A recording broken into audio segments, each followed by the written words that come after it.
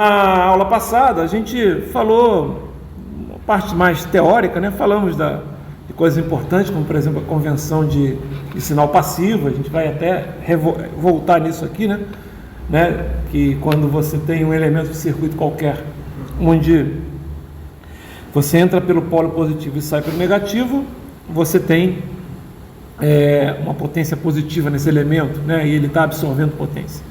Se for o contrário, se entrar pelo negativo e sair pelo positivo, ele está fornecendo potência, tá? Mas a gente viu que a gente não pode fazer grandes exercícios assim, né? Você não tem como fazer muita coisa só sabendo essa parte de convenção aí de sinais e coisas do gênero, né? Então, na aula de hoje, a gente vai entrar num assunto mais interessante para a gente, um assunto mais completo, digamos assim, que é a lei de Ohm, né? E eu diria o seguinte, né? Que é a lei de Ohm. O que a lei de Ohm faz? Né? Ela, é o que eu falo, se você conhece a lei de Ohm e você conhece as leis de Kirchhoff, né? Você resolve qualquer problema de circuitos só com essas duas leis. Aí você fala, que é isso? Não, realmente, circuitos com indutores e capacitores você não vai conseguir resolver, tá? Mas você pode usar o análogo ao Ohm, né, nos indutores e no capacitor, que é você, por exemplo, usar as leis de Kirchhoff. São as leis das tensões e das correntes no circuito, viu, pessoal? Essas são as leis de Kirchhoff, tá? Lei de Kirchhoff da tensão e lei de Kirchhoff das correntes. Ele também vai falar sobre topologia de circuito. Topologia de circuito, esse nome é estranho, mas é basicamente definir o que é nó, o que é laço, malha, essas coisas que a gente vai, tá? Mas, o que eu estava falando, se você conhece a relação tensão-corrente, como assim relação tensão-corrente? No capacitor, pega um capacitor aqui.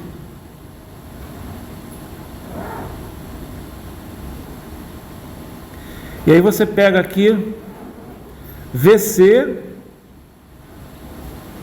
e IC, né? Vou botar aqui em relação ao tempo, que normalmente é o que você quer.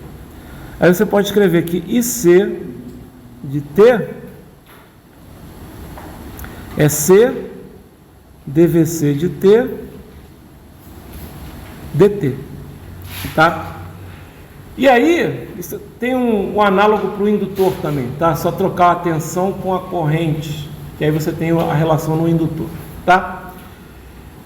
Se você sabe disso, tá ok? Você pode, e se você, por exemplo, usar transformada de Laplace, tá?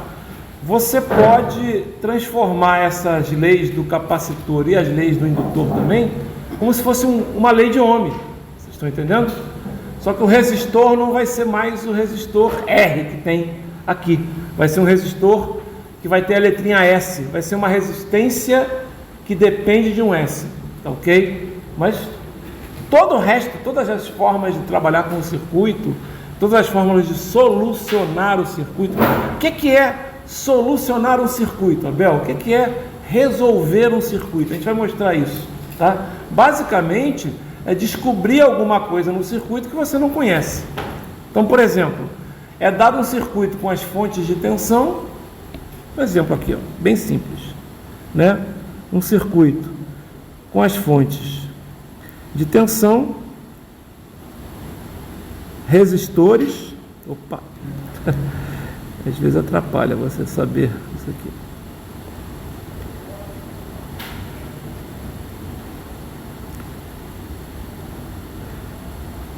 E que você conhece a fonte de tensão, conhece a outra fonte de tensão, conhece os resistores, mas você quer descobrir, por exemplo, quem é essa corrente aqui, I1, quem é essa corrente aqui, I2, quem é essa corrente aqui, I3. Ué, Abel, você colocou 3 sentidos aí de corrente, você sabe o sentido dessas correntes? Não, não sei. Não sei. Mas você colocou, sim, coloquei. Você pode colocar qualquer sentido nas correntes que você não conhece? Pode, tá? Se ela tiver no sentido errado, tá? Vai aparecer um número negativo. Então, fiquem tranquilos, tá? Então, mas no problema, normalmente, o problema coloca os sentidos. E se ele coloca os sentidos e você encontra um valor negativo, tudo bem, responda o valor negativo, porque para aquele sentido, o valor da corrente é negativo, ou seja, não deveria ser aquele sentido. Agora, se o problema coloca assim, o que normalmente o problema não faz, e vocês têm que fazer, é importante saber disso, é o seguinte, ó. Isso a gente viu na aula passada. O mais e menos, como isso aqui é um resistor, né, e ele dissipa corrente, ele consome corrente, certo? A potência tem que ser positiva, certo? E aí o mais e menos tem que estar nesse sentido que eu coloquei ali, tá? Se não tiver nesse sentido, tá errado, tá legal? Então, aí vocês vão ter problema. De qualquer forma, o que eu estou falando, o que é resolver um circuito? É descobrir, por exemplo, quais são os valores de 1, e 2 e 3. Como é que você resolve isso? Só com o que a gente aprendeu até as 2 primeiras aulas não dá, né? A gente só falou de convenção de sinal passivo, fez alguns exercícios, certo? Mas agora com a lei de Ohm e com as leis de Kirchhoff da tensão e lei de Kirchhoff das correntes, aí a gente consegue resolver o circuito. Legal? Ficou entendido isso? Tá? E aí o que é resolver? O que é solucionar o circuito? É descobrir os valores. Normalmente ele pede uma corrente, ou pede 2, não sei, né? E aí você começa a fazer umas coisas interessantes. Olha só, aqui eu tenho 3 incógnitas, certo? E 1, e 2 e 3. Então eu vou precisar de 3 equações independentes que relacionem essas incógnitas, que são I1, I2 e I3, com o que eu tenho no meu, que é conhecido no meu circuito. O que é conhecido no meu circuito? É conhecido o V1, é conhecido o V2, é conhecido o R1, o R2 e o R3. Isso é conhecido, tá? Agora, I1, I2 e I3 não é conhecido. Ah, Bel, você colocou valores aí. Sim, porque eu poderia ter feito diferente. O circuito, ele poderia, de repente, dizer quanto vale o I3 e pedir quanto é que é o valor de R2, por exemplo. Tá dando para entender? Porque eu não devia ter feito assim, ficou estranho, né? Como assim ficou estranho? Isso aqui devia ser I3, né?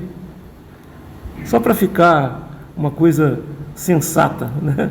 Aqui seria I3 e aqui seria I2, certo?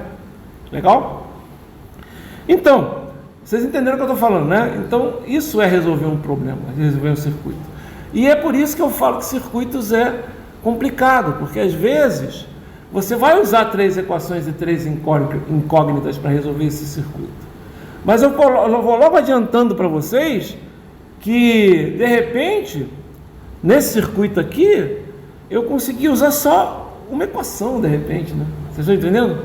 Só uma equação, tá? Só descobrir, por exemplo, que tensão é essa aqui, tá? O que é relativamente fácil, tá ok? Só essa equação, de repente, eu conseguia resolver, né? Isso a gente vai mostrar mais tarde como é que funciona. Legal? Tá? Então é isso, a gente vai agora falar da lei de Ohm e vai falar de uma série de coisas que não são tão importantes assim, né? O que é importante hoje é a lei de Ohm, e a gente vai fazer até um exercício, né? E a gente vai falar também dos resistores, né? Porque a lei de Ohm tem a ver com eles, tá? Então, hoje a gente vai chegar até a parte de topologia. Então eu vou falar basicamente de lei de Ohm e fazer um exercício, tá? Na aula que vem, a gente continua. Ah, vai ter aula na sexta-feira? Sim, vai ter aula na sexta-feira. Ah, eu vou faltar, beleza, eu não cobro. Ah, não quero vir as suas aulas, pode assistir tudo na internet. Pode, mas depois não reclama não. Depois não vem pedir para tirar dúvida um dia antes da prova, sabe?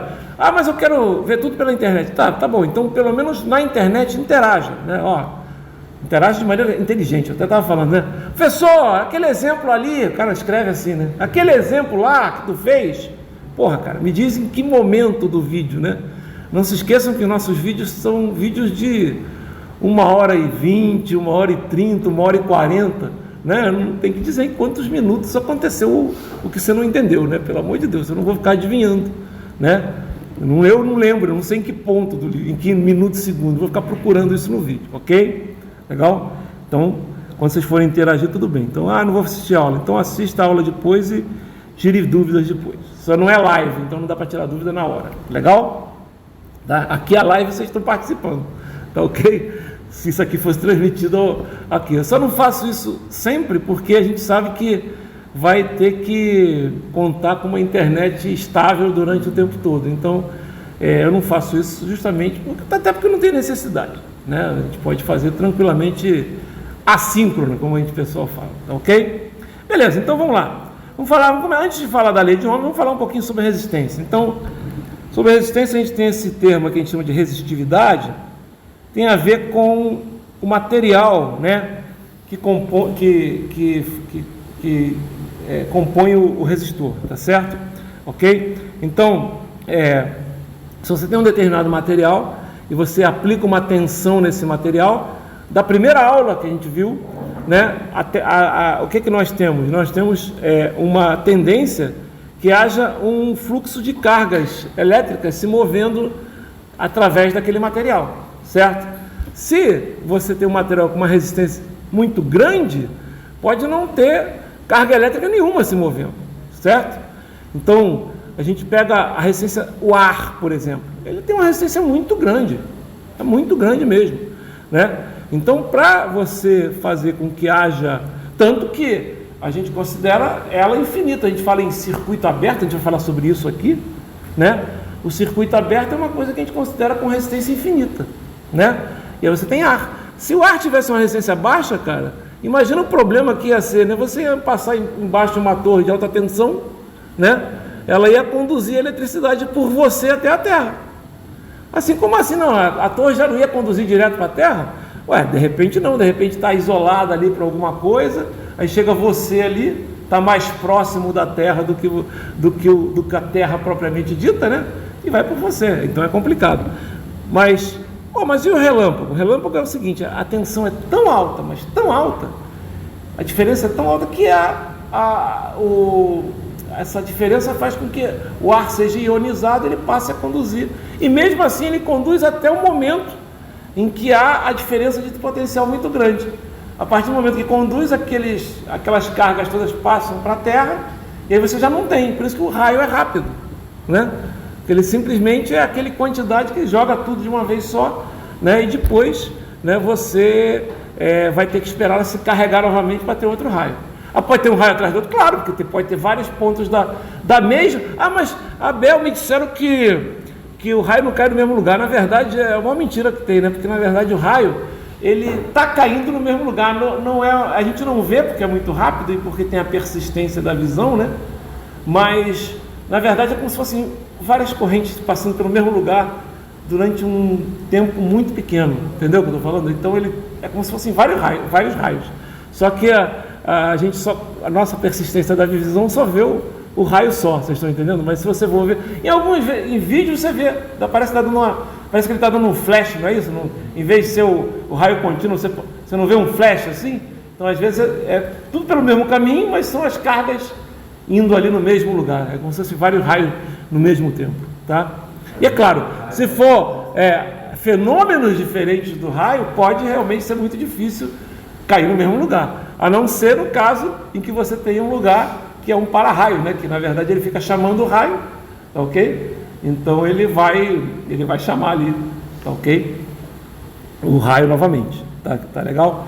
Beleza, então o que é a resistência? É uma propriedade de um material para resistir ao fluxo, né? Resistir ao fluxo de eletricidade, tá? O material em si, ele tem uma propriedade chamada resistividade, tá? É esse ρ aqui, ó.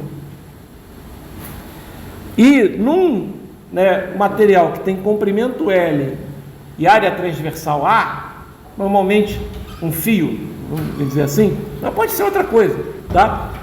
Por exemplo, o ar. Qual é o comprimento do ar e a área transversal? Não sei, né? Na hora que está passando aquele relâmpago, você vai ter um determinado comprimento e vai ter uma determinada área transversal.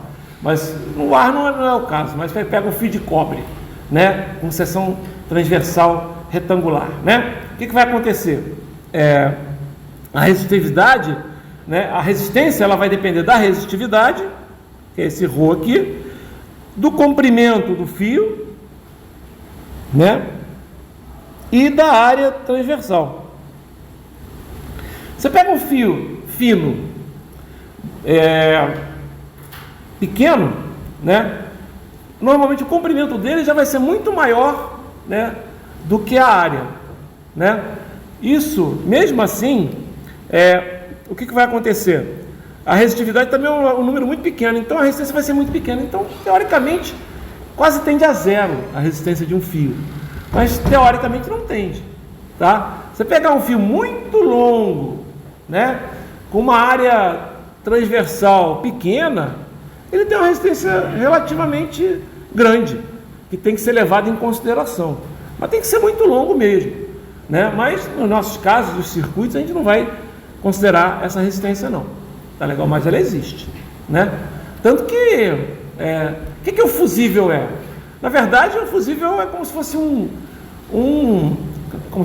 é um fio, basicamente. Ele tem uma resistência muito pequena, né?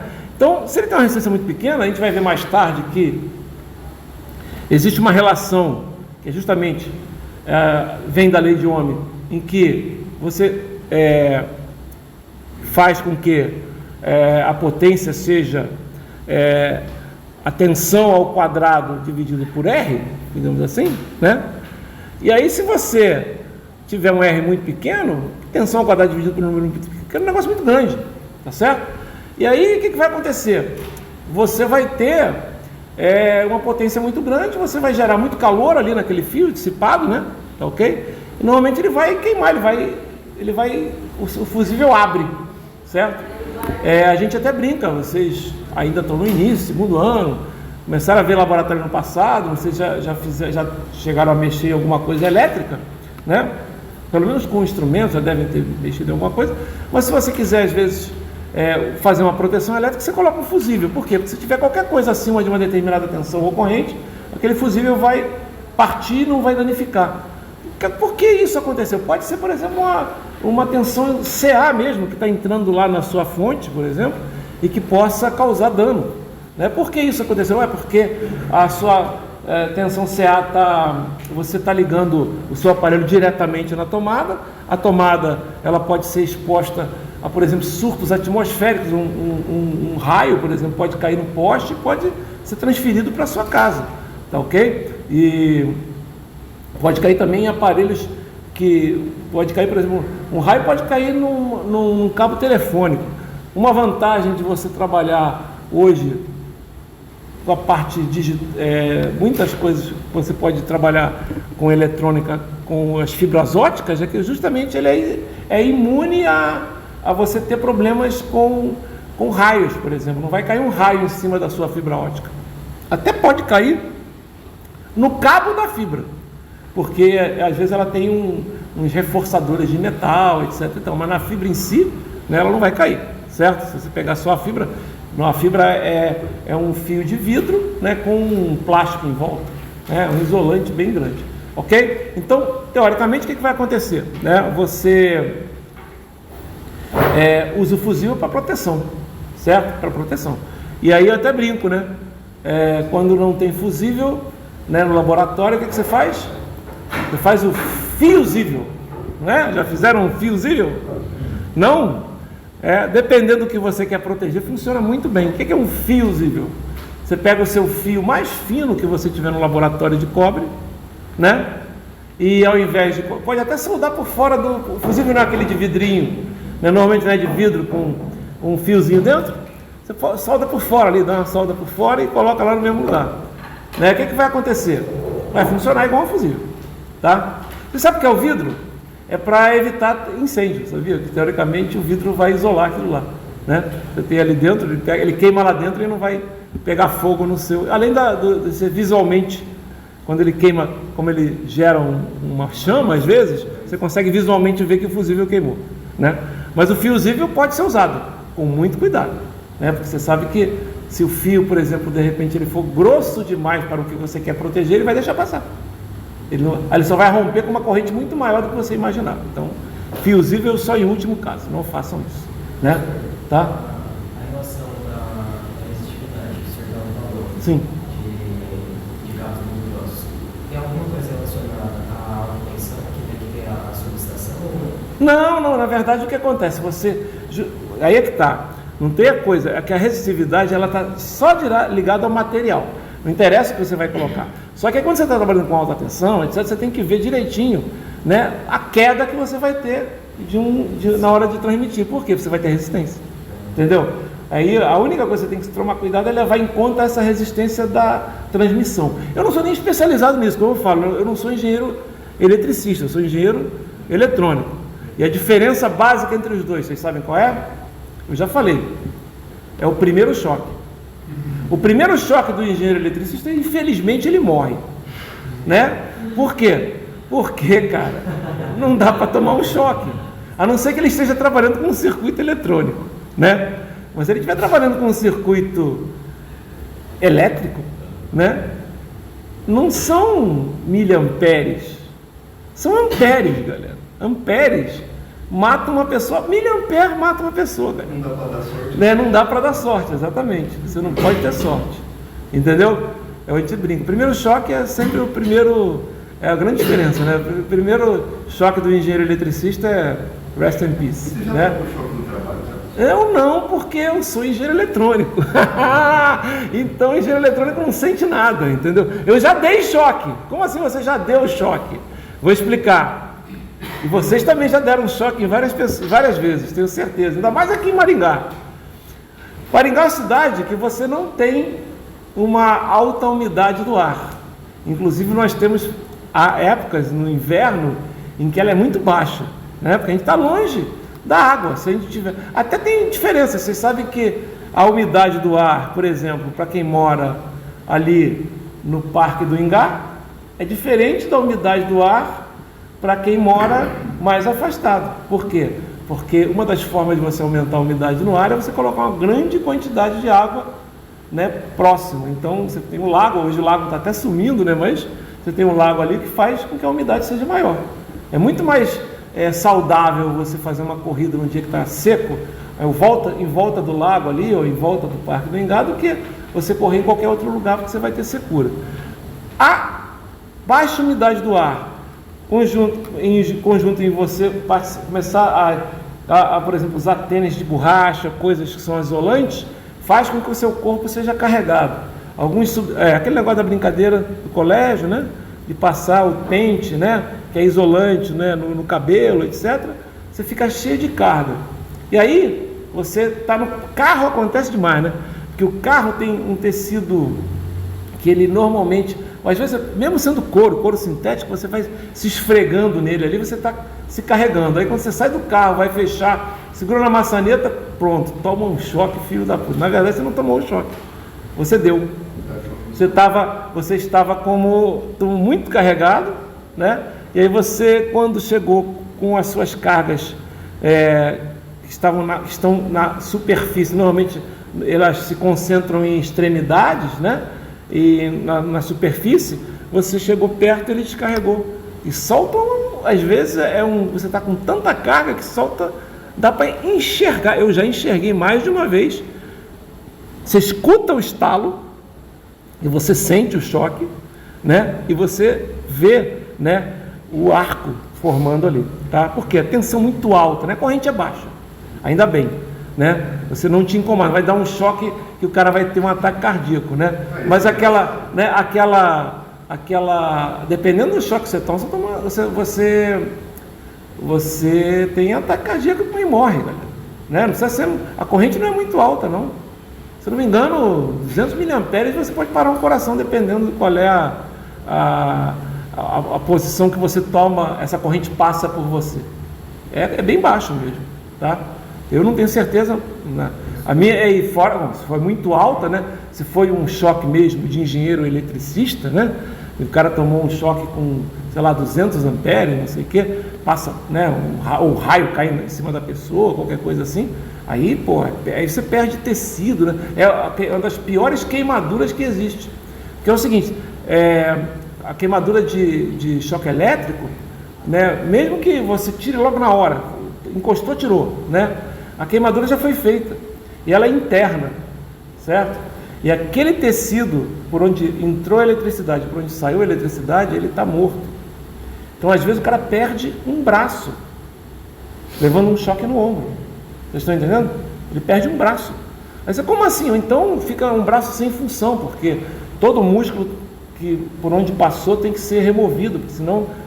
E não é verdade, a galera, o cara entra no hospital normal, o braço está fazendo assim, está tudo, só que já está tudo arrebentado ali dentro, sente dor, não sei o quê, tudo queimado. O cara vai para a unidade de queimados, às vezes morre por causa disso, né? Esses choques aí são bem sérios, o cara perde um braço, perde uma perna, tá? Por causa de um choque elétrico, tá?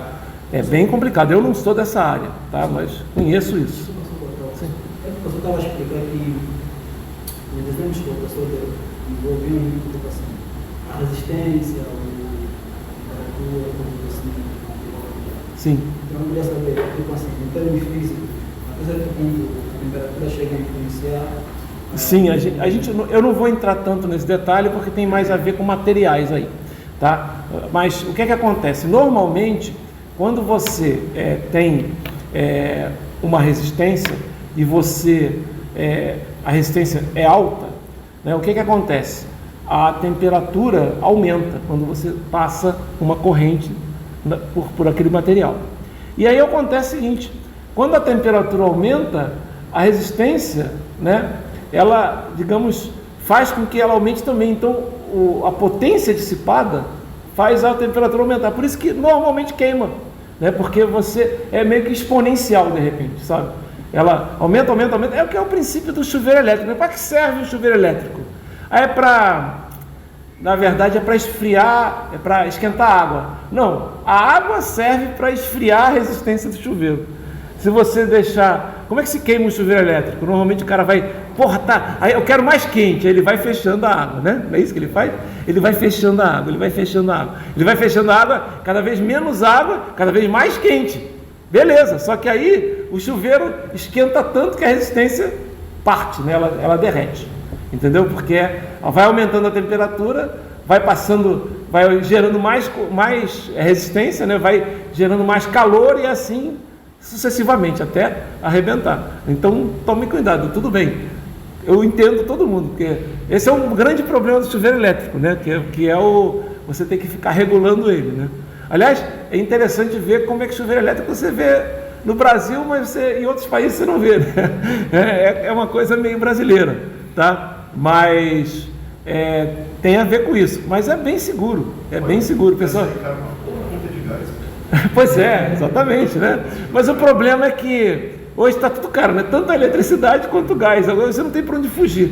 A única forma como é que é? A gente não faz isso, mas é tipo esquentar na lenha, né? De repente. Galera, olha só, deixa eu explicar. Como eu falei, acho que já para vocês, a minha família é toda portuguesa. Eu sou o brasileiro mais velho da família, né? Então, todo mundo. Meu pai veio para cá. Sei lá, meu pai já morreu, né? Mas ele veio para cá em, sei lá, nos anos 50 e poucos aí, né? E, a família dele ficou lá, uma parte ficou lá, outra parte ficou aqui. E aí, eu já fui a Portugal várias vezes. E ele era de uma aldeia, lugar pequeno mesmo, pessoal. Aldeia, galera. A gente não sabe nem o que é aldeia aqui, porque não é comum você ver isso aqui no Brasil, mas é assim, 50 famílias. 40 famílias, entendeu? É um negócio pequeno mesmo, sabe? E ali, meu amigo, até hoje, também, hoje já tem eletricidade, naquela época não tinha. Hoje já tem gás, já tem isso tudo. Só que nas aldeias, ainda mais lá na terra dele, que era bem frio no inverno, fazia neva, você tá entendendo? Bem frio mesmo, né? O pessoal tem em casa sistemas de aquecimento de água via lenha mesmo, porque lá é relativamente fácil, é um lugar no meio do mato, você corta lá a lenha e você bota para queimar. Ele tem até uma coisa interessante, né, que normalmente quando você coloca o aquecimento de eles chamam de calefação, né, que é você bota uma água quente passando por vários radiadores no ambiente, para o ambiente ficar quente, né? Quando é a gás, o pessoal vai dormir e esquece, né? Aquilo lá se você desligar, aquilo ali vai ficar frio rapidinho, né? Mas se você botar lenha, o que você faz? Você bota a lenha lá. Quando apagar a lenha, já é quase de manhã. Aí você quase não precisa mais dela, você está entendendo? E aí você não tem, é quase que um controle que vocês vão aprender lá na teoria de controle. Então se usa muita lenha ainda. Aqui pode se usar também, a pessoa já falou. Quem tem fogão a lenha, às vezes passa os canos, não é isso? Passa uma serpentina perto do fogão a lenha para esquentar a água, né? A única coisa, e aí o chuveiro a gás ou a lenha, tanto faz, você tem que controlar o quê? Você tem que controlar a água fria para misturar, só isso. É porque a água quente, se você deixar, ela queima você.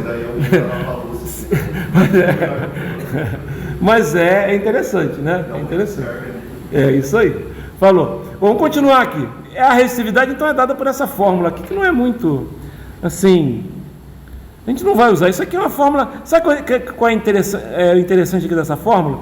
É que vocês veem isso lá em Eletromag, se não me engano. Entendeu? Não é o Rho, né? Exatamente. Tá ok? E o que é a lei de Ohm? Essa sim, isso aqui realmente é importante. A lei de Ohm também vocês podem pegar, não vou demonstrar, uma lei, né? Lei, né? Às vezes você não precisa ter demonstração. Teorema é que você demonstra, né? A lei, o cara observa um fenômeno físico e resolve fazer uma relação entre tensão e corrente num elemento, certo? Mas você chega a encontrar esses valores quando você trabalha com eletromag, certo? Vocês conseguem ver isso lá, potencial e assim por diante. O que na verdade a lei de Ohm diz é isso, que a corrente é diretamente proporcional à tensão, né, no resistor é diretamente proporcional à corrente, certo? Então V igual a RI, tá? Eu diria mais, eu diria que você pode escrever assim, ó.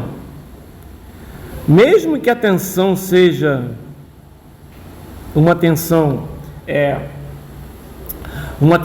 que varia no tempo, a lei de Ohm vale, tá? Então V de T igual a R de T.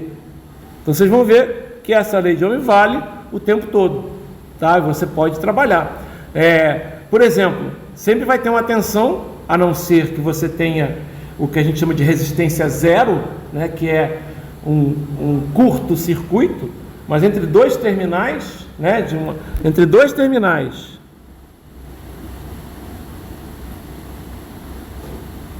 né, 1 e 2, se você tem aqui uma determinada corrente aqui, aí você vai ter aqui, ó, uma tensão assim. Por quê? Porque convenção de sinal passivo, né? A potência tem que ser positiva, tem que entrar a corrente pelo mais e sair pelo menos, certo?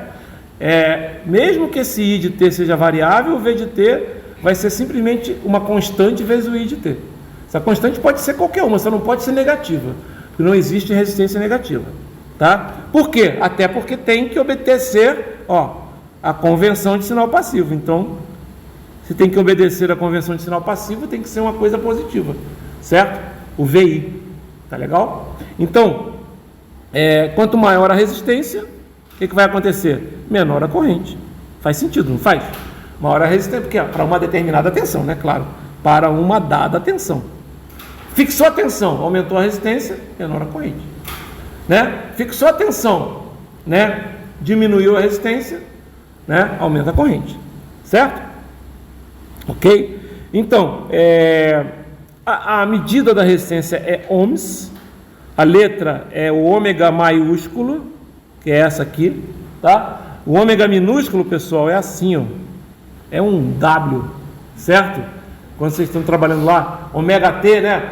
Cosseno de ômega T mais θ, né? Vocês já usaram isso aí várias vezes em trigonometria ou em outros exemplos aí, certo?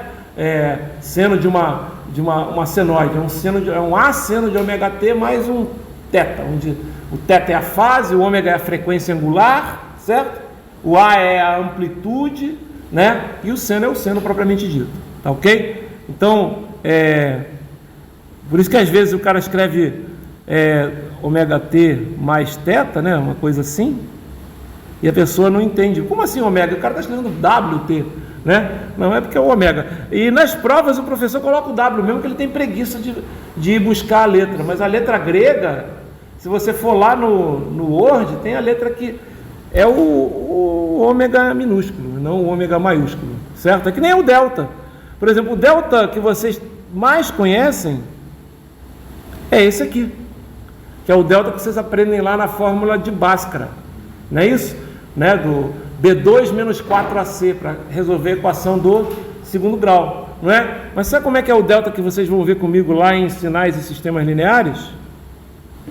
Parece um S assim, tá ok? Parece um S, a gente quando escreve ele fica assim mesmo, né? Mas acho que quando é, se eu não me engano, ele fica mais dessa forma aqui quando ele é escrito no Word, digamos assim, certo? Esse é o delta minúsculo, tá?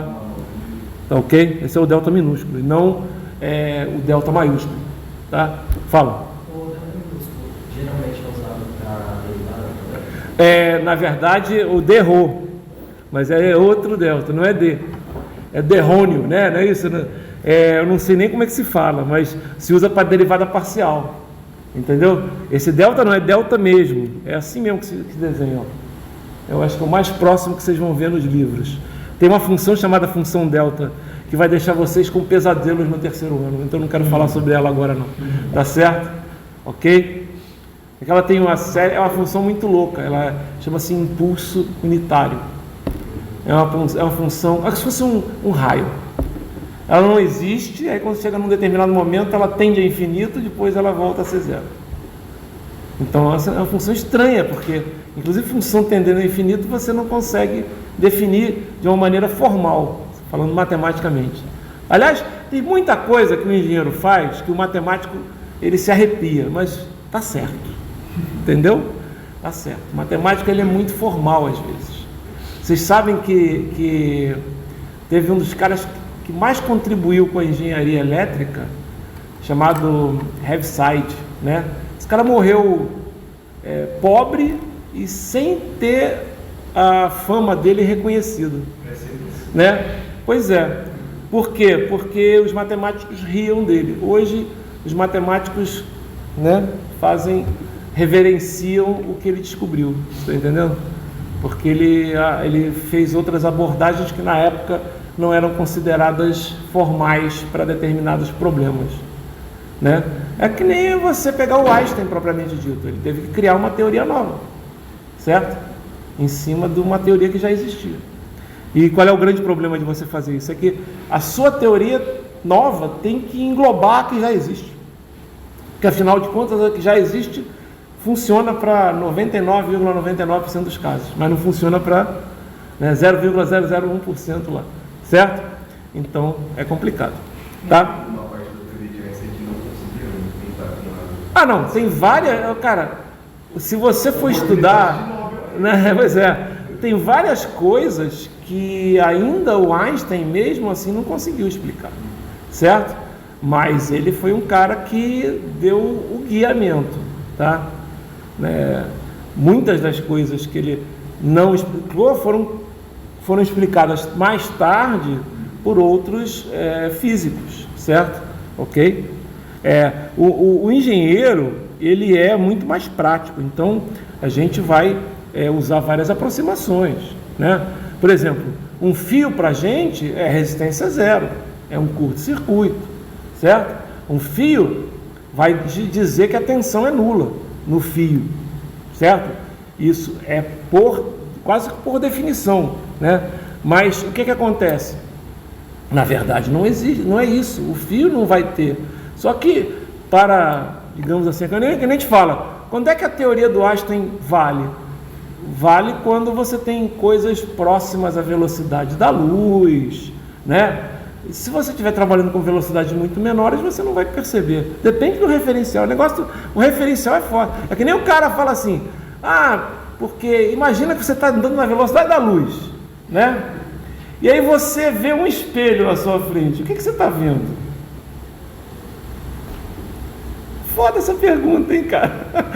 Pensa bem. No referencial, você está vendo você, né? Mas teoricamente você não podia estar vendo nada, porque a luz tem que sair de você, ir no espelho e voltar. Você está na velocidade da luz. Vocês estão entendendo o que eu estou falando? É foda essa pergunta.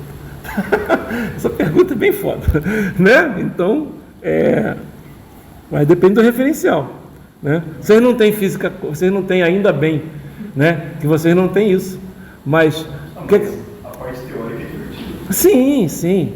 Mas uma das coisas que a gente... Hoje não tem mais não, mas que tinha... Eu me formei em 88, cara, então eu entrei em 83. No IME, e no ITA eu não sei, mas no IME tinha física quântica, cara. Né? É porque o IME, o que acontece, eu falei, é que nem cálculo. Cálculo 1, 2, né? No IME era a coisa mais fácil que tinha. Por quê? Porque caía no vestibular, galera. Então você chegava no cálculo 1 e 2 lá do IME, porra, já viu, cara. A gente coçava, ainda bem que era o primeiro ano, né? Primeiro ano do IME só tem maluco. Todo mundo querendo tirar o atraso. Por quê? Porque ficou um ano que nem um louco, estudando que nem um animal. E aí você quer aproveitar o primeiro ano do IME para se divertir, né, cara? Entendeu? Para todo mundo dormindo na aula de cálculo, né, cara? Porque, porra, não dava, era fácil, né? Era por aí, ok? Mas depois é normal, depois é igual a outro curso qualquer. Agora não, agora tá bem militar, mas mesmo assim, não é militar, né? Não é aquela coisa, né? É bem tranquilo. Legal. Então V igual a RI, lembrando que a mais completa seria essa aqui, né? V de T igual a R de T. Notem que as outras leis que relacionam tensão e corrente em capacitores e indutores, ó, no indutor, ó, convenção passiva também, ó. Aqui eu vou chamar de VC de T e aqui eu vou chamar de IC de T. O IC de T, o IC de T é C DVC de T DT. Galera, não precisa anotar, isso não vai cair não, tá? Isso é só para vocês saberem, vocês vão ver quando... A gente vai chegar aí nisso no primeiro semestre, tá? Mas, por exemplo, quando vocês veem indutor e capacitor lá no segundo grau, que vê. Eu sei que vê. Mas aí vocês não fazem essas contas, porque não usa derivada. Mas vocês podem fazer capacitores em paralelo, indutores... Vocês aprendem a fórmula, digamos assim, tá? Aí tem a ver com a carga, né? Eles usam para você entender qual é a fórmula, tem a ver com a carga. Ele usa o quê para fazer isso? Né? Não usa corrente, né? Justamente por quê? Porque ele sabe que aí ele pode tirar a derivada da brincadeira, certo? O indutor é assim, ó. Aqui também mais e menos VL de T e aqui o IL de T. E aí você tem que o VL de T é o L, D e L de T, DT. Então é mais ou menos o dual, né? A gente chama de dual, quando você troca tensão por corrente, corrente por tensão, a gente chama de dualidade, né? Cara, dualidade é para resolver um monte de problema na engenharia. Tipo, resolver não, você resolve um problema e automaticamente já está resolvendo o segundo, não sei se vocês estão entendendo, porque você só vai trocar as variáveis que são duais. Você concorda aqui que essas variáveis parecem duais? Olha lá, você troca o I por C e a relação fica igual. Vocês estão entendendo? Continua sendo uma constante que multiplica a derivada do outro.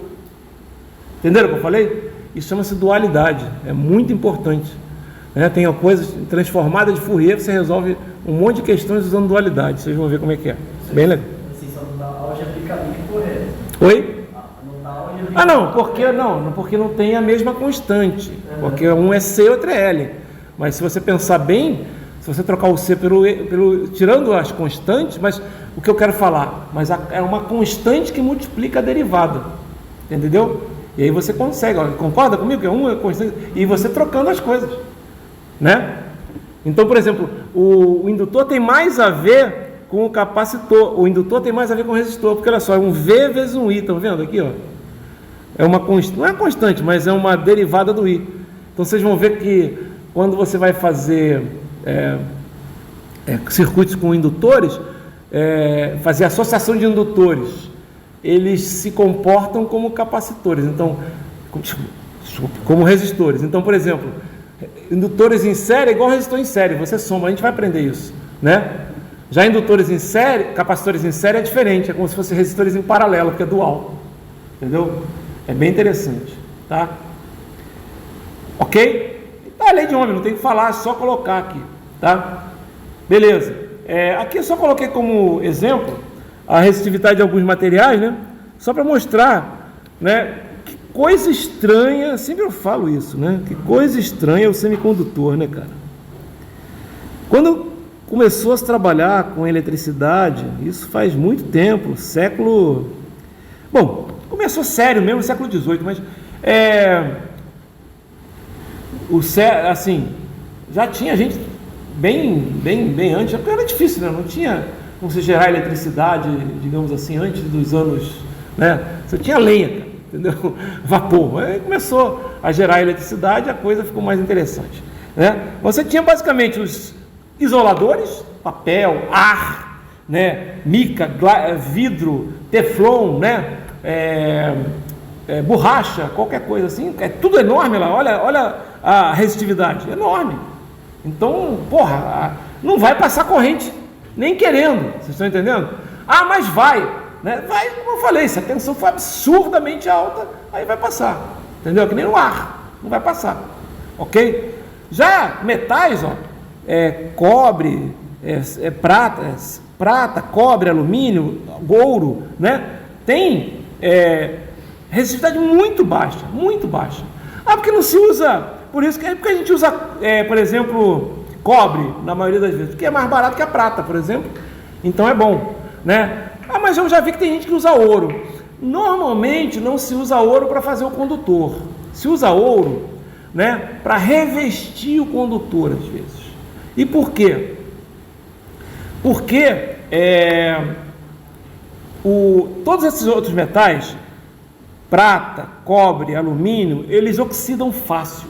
Então, gera uma camada de ar, porque oxidação é o quê? Colocar oxigênio na coisa. Uma camada de ar que vira uma mancha, né? A prata, quando está brilhando, ela é cor de prata. Quando ela está preta, é porque ela oxidou. Aí o cara tem que usar o quê? Um ilustrador, um limpador. O que o limpador faz? Ele tira a camada de óxido de prata. Na verdade, ele está tirando um pouco de prata, sabia? Porém, é uma quantidade muito pequena, né? É muito pequena, de maneira que você não vai perceber, né? A não ser que você faça, né, uma lustrar toda hora, né? Digamos assim, normalmente não é feito isso, o cara demora um tempo para oxidar, não é uma coisa tão rápida. O ouro se usa o quê? Como revestimento, para o quê? Para poder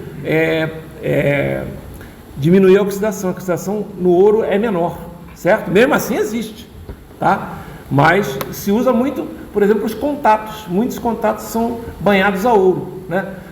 Aqui hoje é muito difícil encontrar, isso era mais comum antigamente, mas antigamente era muito comum as pessoas, quer dizer, muito comum não era tão comum assim, mas os computadores, né, aqui no Brasil, hoje já tem uma cultura de notebook, laptop, mas computadores de mesa, né, os desktops, eles eram, na maioria das vezes, montados. Você comprar a placa-mãe, né, onde você tem ali o processador, a memória, né, você pode encaixar vários processadores, a placa-mãe é feita modularmente, você pode encaixar vários processadores, pode encaixar várias memórias, né, módulos diferentes, etc. e tal, né, e aí você, nesses encaixes, normalmente você usa contatos de ouro. Os pininhos dos processadores normalmente são feitos banhados a ouro.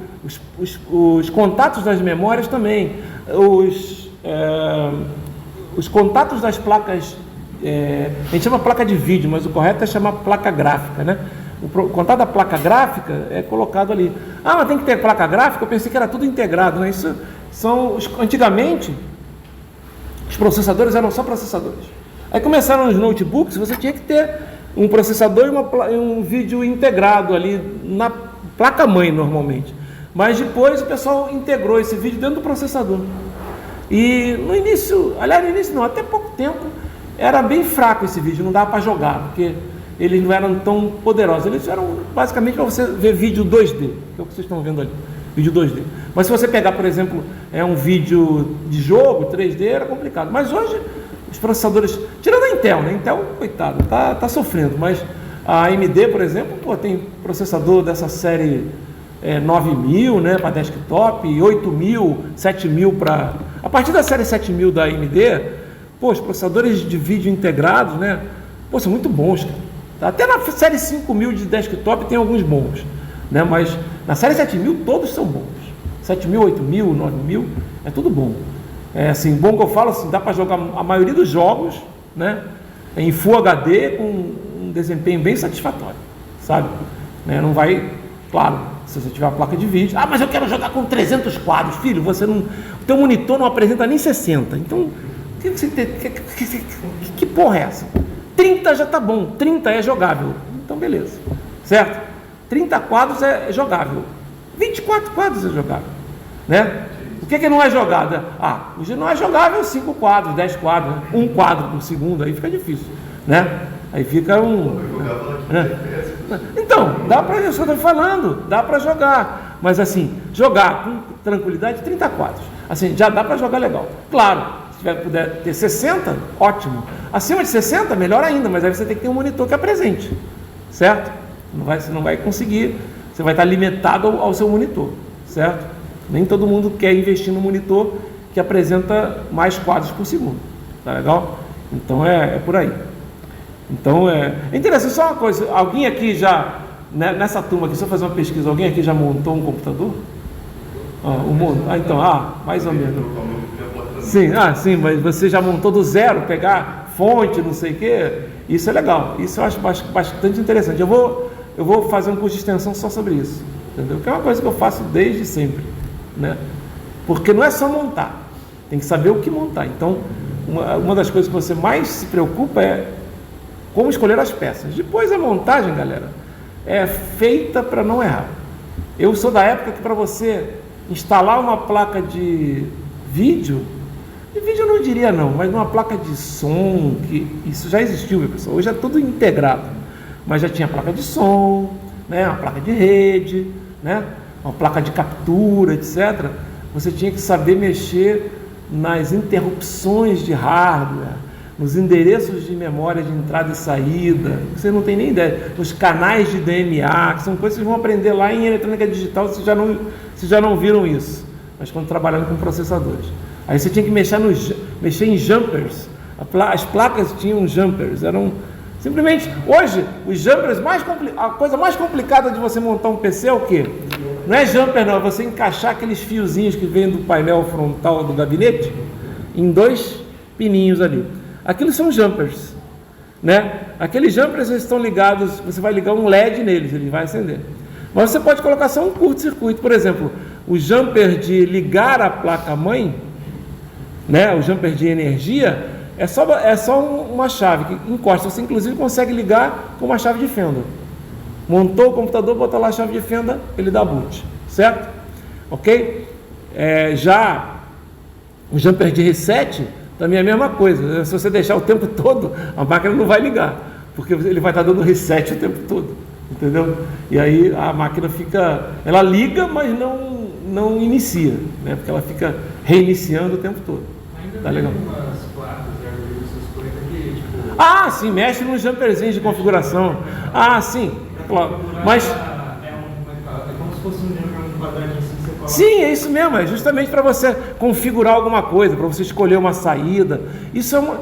Por que se usa jumper, galera? Economia, tá? Você podia usar um micro switch, que a gente chama.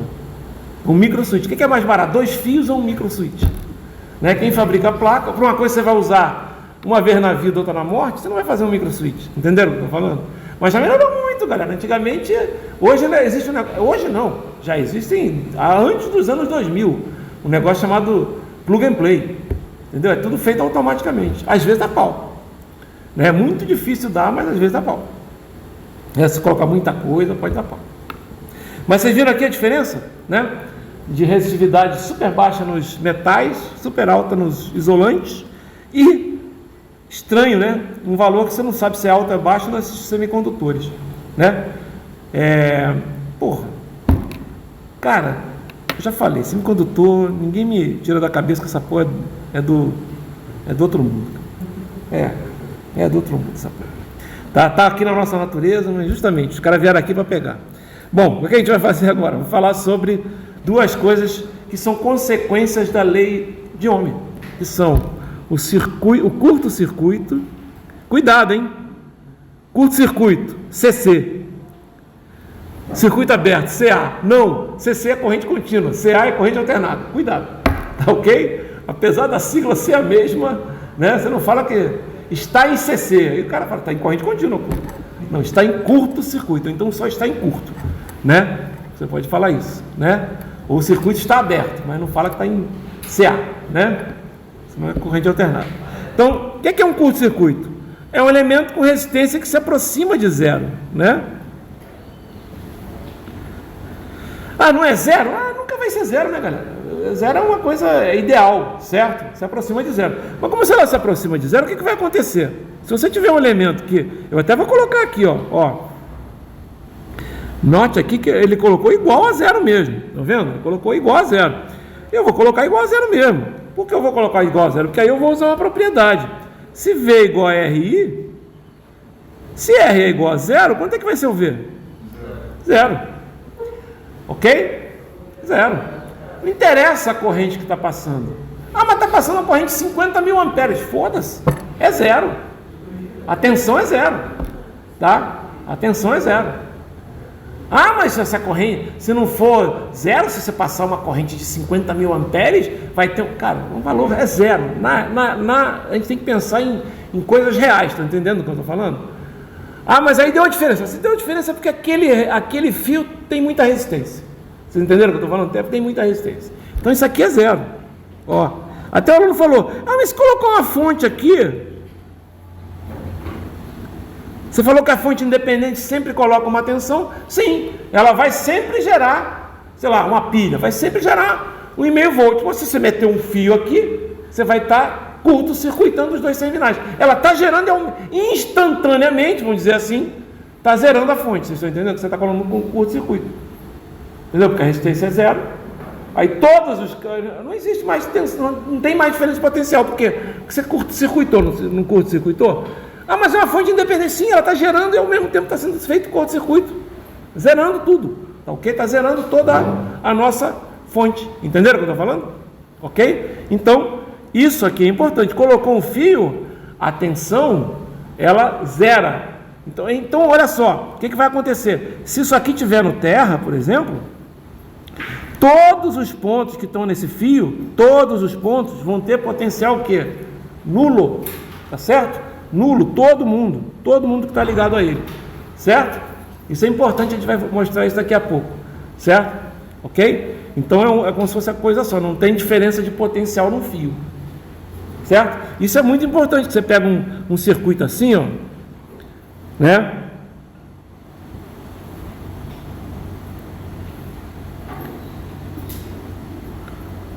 Vou botar aqui ele ligado a alguma coisa aqui, sei lá. Tá? Olha só, eu desenhei ele assim, não desenhei? Mas eu podia ter desenhado ele assim, ó.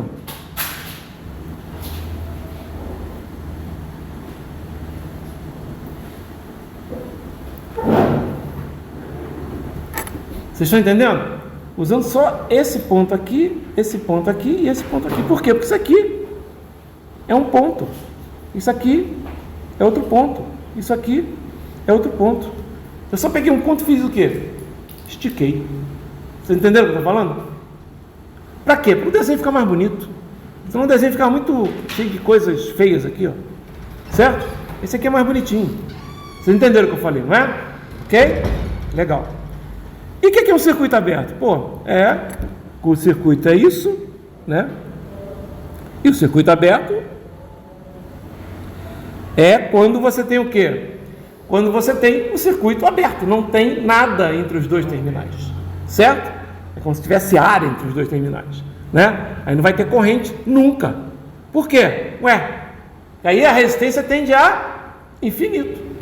Por isso que quando você tem área, a resistência tende a infinito. Tá? Então o que vai acontecer? Não tem corrente. Até você usa até umas coisas interessantes quando vocês forem aprender lá capacitor, ó. A gente fala que o capacitor só passa corrente alternada ou corrente variável, não é nem alternada. Por quê? Porque olha só, quando chega no capacitor, ele chega aqui e bate, ó. Ele bate na parede. Estão vendo que ele bate na parede, essa corrente? Por que essa corrente bate na parede? Porque aqui, ó, tem ar aqui no meio, então ela não consegue passar, ok? Aí você pega uma corrente assim, a gente até faz essa brincadeira para o cara saber que corrente alternada passa, ó. Você faz assim, ó. Aí ela continua, tá vendo? Né? Ela passa alternadamente, por quê? Porque vai ter derivada naquela forma de onda ali, né? Então ela passa alternada, tá? Isso é só para relembrar, ok? Legal. Então, ó, no caso é como se fosse o quê? Como se fosse um elemento de circuito que tem resistência que se aproxima de infinito. Legal? Esse é o circuito aberto. Fala. Seria por isso que um curto-circuito danifica o sistema? Não, exatamente. Por que um curto-circuito danifica o sistema? Porque aí a corrente tende a crescer absurdamente. Entendeu? Por isso que um curto-circuito danifica o sistema. Porque a corrente tende a crescer muito naquele curto-circuito, né? Porque a resistência é zero, ele vai passar por ali, certo? Não é que danifica, né? Deu um curto-circuito, não é que deu um curto-circuito, a tensão foi muito grande, ele, em vez de passar pelo elemento, ele passou, né? O elemento se transformou, digamos assim, num condutor, a corrente foi muito maior do que deveria, e aí queimou o condutor, tá? Ok? Curto-circuito, e o que acontece no curto-circuito? É que você pega, normalmente se você pegar, o cara deu um curto-circuito e aí pegou fogo na casa. Por quê? Justamente, você colocou um fio para unir onde tinha potencial, onde não tinha potencial, passou muita corrente pelo fio, porque foi toda a corrente que tinha, certo? Esse fio esquentou por efeito Joule, que é a criação de calor por resistência passando em fio, e ele pegou fogo, e aí pegou fogo na casa, certo? Por isso que lá porque o fusível é de vidro, justamente para você ter lá tem um fio, aí o fio ali ele funciona como se fosse um curto, mas não é um curto, ele está passando corrente ali, mas se passar mais corrente do necessário, aquilo vai virar um curto mesmo, né? E aí ele queima, e aí ele vai queimar, podia queimar a placa, podia pegar fogo às vezes, meu amigo, às vezes pega vários vídeos na internet, o cara liga lá a fonte, o cara ligou o cabo, né, de energia da fonte de alimentação de uma maneira errada no conector, ele criou um curto-circuito, aí quando ligou o computador, jogou energia da fonte na placa de vídeo, cheio de fogo ali, pega fogo mesmo, não tem fusível, né? O fusível tem um vidrinho ali para justamente isolar e você visualmente vê depois que queimou, porque aparece lá, ele pega fogo literalmente, tá? Ok? Aparece ali, né? Mas aí você só vê aquela marca do queimado, certo? E você vê que o fusível partiu, né? É de vidro para você enxergar depois o fiozinho, e às vezes não aparece nem sempre a corrente é tão alta que gera um calor para gerar uma brasa que apareça uma marquinha de fumaça, digamos assim. Entendeu o que eu tô falando? Legal. Circuito aberto, cara, é um circuito aberto, né? Qual é a coisa interessante do curto-circuito e do circuito aberto? No curto-circuito, não interessa a corrente que está passando, a tensão vai ser sempre zero. Por quê? Porque você está justamente curto-circuitando, né? Já no caso do circuito aberto, não interessa a corrente vai ser, não interessa a corrente, a tensão vai ser sempre zero. No curto-circuito é o contrário. No circuito aberto é o contrário. Não interessa a tensão, a corrente vai ser sempre zero, né? Claro que não vai acontecer isso. Se você botar uma tensão absurdamente alta, né? Aí você vai ter durante um tempo vai ter uma corrente. Mas só durante um tempinho, porque normalmente é só para dar uma descarregada naquela tensão alta, né? É o que acontece no relâmpago. É muito alta lá a tensão. Aí tem um relâmpago e para, depois não fica relampejando, não fica aceso o tempo todo. Aliás, se você não olhar, você não vê. Não vê mesmo se você não estiver olhando, você não vai ver o relâmpago. Você vê o clarão dele, se você estiver olhando para, você não vai ver, né, aquela forma lá. Por quê? Porque é muito rápido, certo? Legal que, na verdade, a gente vê uma coisa só, né? Mas, na verdade, são várias piscadas, né? Ele cai várias vezes no mesmo lugar, mas porque a corrente passa pelo mesmo lugar algumas vezes, aí para, né? Como se fosse uma corrente alternada, né? Jogando ali, aí ela para. Para por quê? Porque já descarregou a quantidade necessária de cargas para ela parar, e acabou. Legal? Bom, aqui tem uma coisa importante, que são os tipos de resistores. Eu falei de resistência, mas não falei dos tipos. Isso aqui é bem simples, tá, pessoal? Como assim? É que a maioria dos resistores é resistor fixo. Tem até esse esquema aqui, ó. Legal. Resistor fixo, vale R, V igual a RI, beleza. Mas tem alguns resistores que eles são construídos de maneira que a resistência pode ser variável. A gente chama isso de potenciômetro, também chamado de potenciômetro. A gente já vai ver por que esse nome, tá? O potenciômetro, normalmente é o seguinte, ó, potenciômetro normalmente é um resistor fixo aqui, que é feito de fios, tá? Aí ele tem duas resistências, ele pode ser zero, quando você coloca ele numa determinada posição, e ele pode ser R, que é o valor máximo daquele potenciômetro. Então, potenciômetro de 10K, ele pode variar entre 0 e 10K. Zero não, porque o cara, se colocar zero, o que vai acontecer? Vai queimar, né? Porque vai virar um curto-circuito. Então o cara não coloca zero. Coloca um valor pequenininho aqui, mas não coloca zero. Certo? Aí ele coloca, você pode variar, pode ser um potenciômetro linear, né? Que você anda assim. Mas a maioria é de girar. O botão de volume, potenciômetro. Tá? Botão de sintonia, potenciômetro. Ele varia, né, a posição, e de acordo com a variação da posição, você tem uma resistência maior ou menor. Certo? Isso é um resistor variável. Como é que você indica? Dessa forma aqui, ou você coloca assim, ó. Normalmente quando é linear eles colocam assim, mas, cara, o que vocês vão encontrar nos problemas é isso. Pô, para que serve o potenciômetro? Caramba, para um monte de problemas. Porque justamente às vezes você quer ajustar o valor da resistência para um determinado circuito funcionar, né? Ou para ele funcionar de outra maneira. Aí você muda ali, né? Aumentar o volume, diminuir o volume. Certo? Ok? Bem tranquilo isso, tá? Vocês vão ver. É bom quando aparecer isso aqui, né?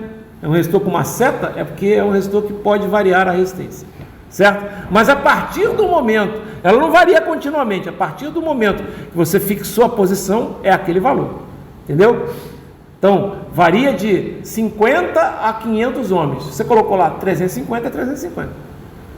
Ah, mas e aí? Aí está ali em 350. Aí eu aumentei mais o volume, aí você mudou a resistência, certo? Mudou a resistência, ok, mudou o valor, parou, aí ele fica naquele volume lá. Entenderam o que eu estou falando? Tá? Bem interessante. A gente só vai trabalhar com coisas o quê? Aqui. Lineares, tá? Relação tensão-corrente, lineares, tá? Existe não linearidade? Existe não linearidade, mas a gente não vai trabalhar aqui. A gente vai trabalhar em eletrônica, por exemplo, né? Então, por exemplo, tem componentes, né? Por exemplo, diodo é não linear. A lâmpada incandescente, né? É não linear, né? Porque varia. A lâmpada incandescente, a resistência varia com a temperatura dela, então ela não é linear, né? Ela varia, ela tem a resistência não é V igual a RI. A resistência vai variar quando você aumenta, né, a tensão e a corrente, porque aí vai gerar mais calor e o calor vai gerar uma resistência diferente, tá certo? Então, uma vez eu estava lendo, eu li uma coisa que fiquei assim admirado, ele chamou materiais ômicos, quer dizer que materiais ômicos têm que obedecem a lei de... Sim, provavelmente sim, tá, sim, tá ok? Então, é linear. Olha só, uma coisa que é importante é que, aí você fala, mas e a não linearidade serve para alguma coisa em circuitos? Em circuitos elétricos não, a gente não vai nem mexer com ela, mas em circuitos eletrônicos bastante. Vocês ainda acho que não viram nada sobre eletrônica, mas, por exemplo, uma das coisas interessantes que a gente vê é quando a gente está trabalhando com eletricidade, basicamente, com circuitos elétricos e até circuitos eletrônicos, a gente não usa a energia que está saindo da nossa tomada, né, do nosso conector. Por exemplo, ali mesmo ele colocou ali um carregador de celular. O que está fazendo? O que o carregador está fazendo? Está transformando a tensão de 110, que é alternada, numa tensão contínua menor, certo? Como é feito isso? A primeira coisa que tem que ser feita é isso aqui, ó. Você tem que transformar isso aqui, que é o que está saindo da tomada. Não é isso que está saindo da tomada, mas vocês medirem lá com o multímetro, vão ver que é bem diferente disso, tá? Mas vai transformar primeiro numa coisa assim, ó. Deixa eu até botar numa outra cor aqui, mais forte. Ok? Isso a gente chama de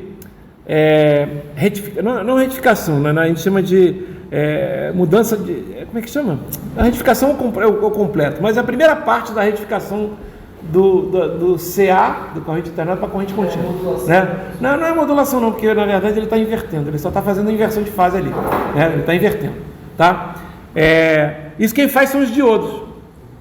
É uma ponte de 4 diodos que faz isso. Tá? Tudo que é negativo para ser positivo. Tá? Ok? E aí depois o que vai acontecer? Cara, depois você ainda vai fazer isso aqui, ó.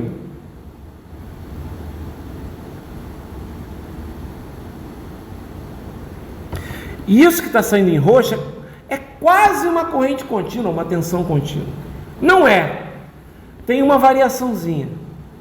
Mas essas variações, às vezes, para o que você vai fazer, não é importante. Vocês estão entendendo? Se o negócio foi feito para funcionar em 5 volts, você manda 4,9, ele vai funcionar. Você manda 5,1, ele vai funcionar. Você manda 4,9, 5,4, se você manda uma coisa variando, ele vai funcionar. Vocês estão entendendo o que eu estou falando? Então não tem problema. Tá? E aí... chama até isso aqui, não sei nem se tem um termo isso chama, em inglês se chama Ripple, tá? Então, nos datasheets lá você vê se o Ripple é importante ou não no circuito que você vai usar. Né? Mas é isso, você precisa do semicondutor para fazer isso. Né? Então é interessante você ter conhecimento disso. A gente não vai ver em circuitos elétricos, mas vocês vão ver em circuitos eletrônicos. Vocês vão fazer...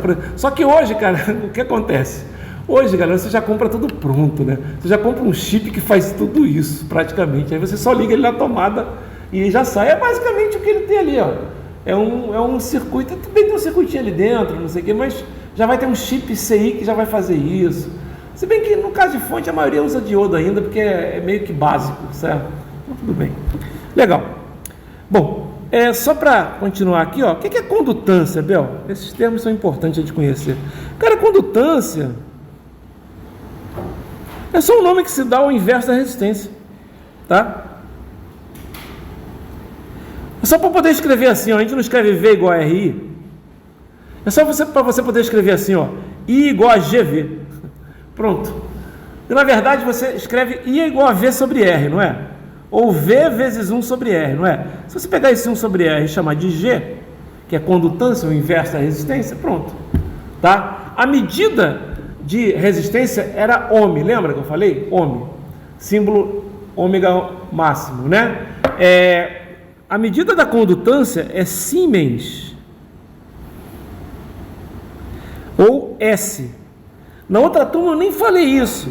Eu falei que tem gente que escreve assim e não está errado, tá? Mo. Por que mo? Porque é Ohm ao quadrado, é Ohm ao contrário, mo, né?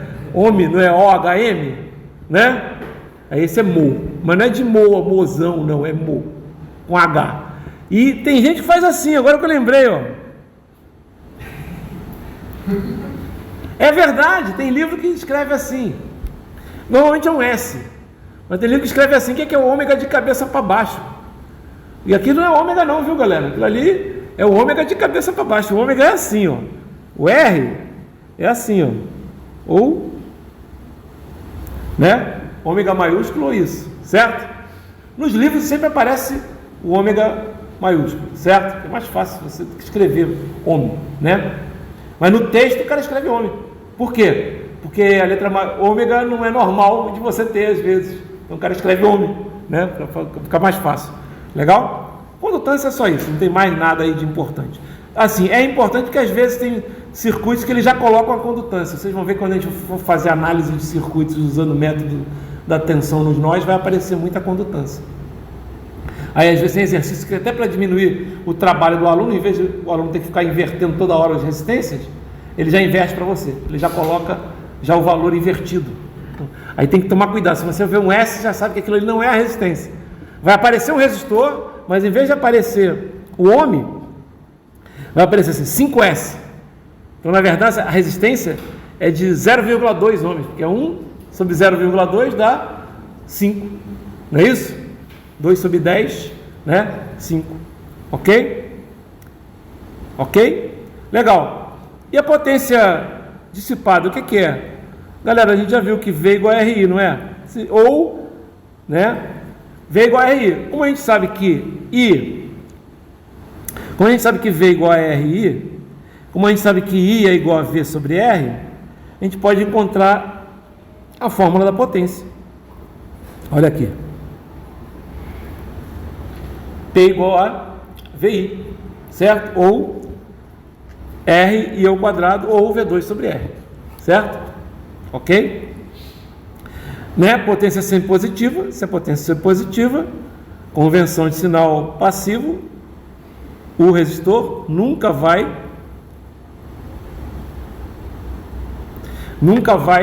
absorver potência, sempre vai ser potência positiva no resistor, tá? Ou seja, a resistência tem que ser sempre o quê? Positivo, né? Que I ao quadrado sempre será positivo, concordam comigo? I e V são diferentes de zero e sempre positivos, né? Mesmo que seja um I negativo no circuito, quando você elevar ao quadrado, vai dar positivo, certo? E aí você multiplicando por R ou, né, o V ao quadrado também dividido por R, você vai ter que ter um valor positivo. Legal? E aqui só para a gente terminar, um exemplo. Ok? Um exemplo. Bem fácil isso aqui, ó. Mas é importante esse exemplo, ó. Já dá para usar um monte de coisas interessantes aqui nesse exemplo, ó. Olha aqui. Ele só coloca isso, ó. No circuito elétrico mostrado na figura 2.8, calcule a corrente I, a condutância G e a potência P. Vou usar um monte de coisa aqui que a gente já viu hoje. Por exemplo, olha aqui. Aqui eu tenho um ponto. Aqui eu tenho outro ponto. Tá vendo? Certo? Esse ponto aqui, em relação a esse ponto aqui, que é o menos, ele tem o quê? Ele tem 30 volts em relação a isso aqui, ó. Vamos supor que aqui seja a Terra. Por quê? Porque tem uma fonte ali, não tá? Não tem uma fonte? Ele tem 30 volts. Olha só, aqui não é um fio? Não é um curto-circuito? Então, nesse ponto eu também vou ter 30 volts em relação a quem? A esse ponto aqui. Na verdade, esses dois pontos são os mesmos, vocês concordam? Sim. Tanto em cima quanto embaixo? Então, eu acabei de descobrir quem é Vzinho. Vzinho é igual a 30 volts. Pode parecer ridículo, mas é bom vocês entenderem isso. Notem que eu usei uma coisa que eu mostrei agora, eu usei um curto-circuito, não usei? Não é? Eu podia ter colocado... eu podia ter feito um ponto só aqui no desenho, concordam? Mas eu fiz um fio ali só para ficar mais claro, mas podia ser um ponto só. Eu podia pendurar direto esse resistor na fonte, concordam comigo? E aí já apareceria direto os 30 volts. Mas eu coloquei ele meio afastado para a direita ali. Estão vendo ali? Ok? Mas é a mesma coisa. Vocês viram que entenderam porque é 30 volts? A diferença entre esse ponto aqui e esse ponto aqui que é 0 volts, né? Tem que ser 30. Então V é igual a 30. Como V é igual a 30 e V também é igual a R vezes I, né? O que vai acontecer? O R eu conheço que é 5.000, não é isso? O I eu não conheço. O V é igual a 30. Então o que vai acontecer? I é igual a 30 dividido por 5 vezes 1.000. Vou botar assim. Isso vai dar, I é igual a 6 vezes 10 a menos 3 amperes. Certo? Isso vai dar quanto? I é igual a 6 miliamperes. Pronto. Tudo bem? Primeira coisa que ele pediu, I. A condutância G. Pô, a condutância G é fácil, né? Condutância G, se é 5.000 ohms, né? A condutância G vai ser 1 sobre 5.000, o quê? Siemens, Mos, ou isso aqui. Não, isso aqui a gente não usa, tá, pessoal? Tá? 1 sobre 5.000, né? Podia dizer assim que vai ser 0,2 milisiemens, tá? Tem essa unidade? Tem. Como tem kilovolt, milivolt, quilo-ohm, então milisiemens, pode escrever assim. Legal? E a potência? A potência é VI, galera, não precisava nem encontrar condutância, né? Só precisa encontrar a corrente. Se encontrar a corrente, já tem a potência. Certo? Mas não preciso fazer, por exemplo, RI ao quadrado. Não, eu posso fazer VI. Eu já não tenho V? 30. I. 6. 30 volts. 6 miliamperes. Isso aqui é a potência, né? Quanto é que vai dar? Se fosse volt ampere, ia dar watt. Certo? Ia ser 180 watts, não é isso? Mas vai ser o quê? 180 miliwatts. Muito fácil, muito tranquilo. Eu diria que o mais difícil nesse problema, não tem nada difícil aí, mas é ver que esse Vzinho é 30. Ah, mas isso aí está claro que é. Galera, eu falo para vocês, não enxergam essas coisas, né? E eu usei, basicamente, coisas que eu mostrei antes. Mostrei que a diferença entre esse cara aqui e esse cara aqui é 0, não é? Então é 30. Entre esse cara aqui e esse cara aqui é 0. Então é 0. Se tem 30 em cima e tem 0 embaixo, como assim? Aqui, ó, mais está aqui, ó. Menos está aqui. Uma extremidade é outra extremidade. Lembra disso? Né? No elemento, ó, você tem aqui o resistor, ó. Aqui é mais, aqui é menos. Aqui é o resistor. Aqui é o V. Aqui é o I. Legal? Foi o que eu fiz. Ok? Legal? E a corrente está no sentido correto. Vai que eu tinha colocado uma fonte diferente aqui, poderia estar no outro sentido, né? Se eu tivesse colocado assim, ó, menos 30 volts, aí eu ia dizer que aqui era quanto? Menos 30, e ali embaixo era 0, menos 30, menos 0 dá menos 30, né? E aí o que aconteceu? Eu ia encontrar uma corrente de menos 6 miliamperes, ou seja, tá errado? Não, eu ia colocar nesse sentido aqui, a resposta é menos 6, mas eu poderia dizer que invertendo o sentido, seria a corrente para cima de 6 miliamperes. Entenderam? Né?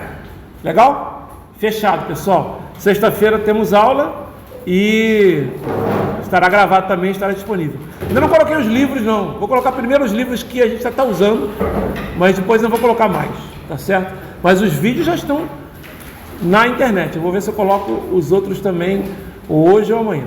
Tá legal? Os de hoje que eu estou falando. Tá legal? Eu estou deixando bem atualizado.